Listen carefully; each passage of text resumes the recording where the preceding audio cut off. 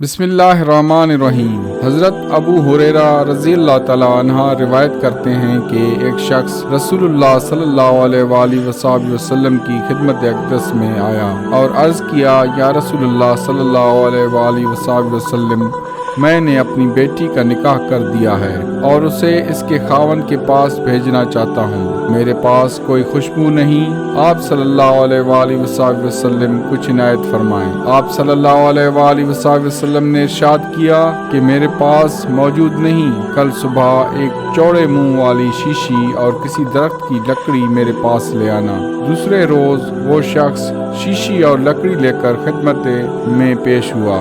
آپ صلی اللہ علیہ وآلہ وسلم نے اپنے دونوں بازوؤں سے اس میں اپنا پسینہ ڈالنا شروع کیا یہاں تک کہ وہ بھر گئی۔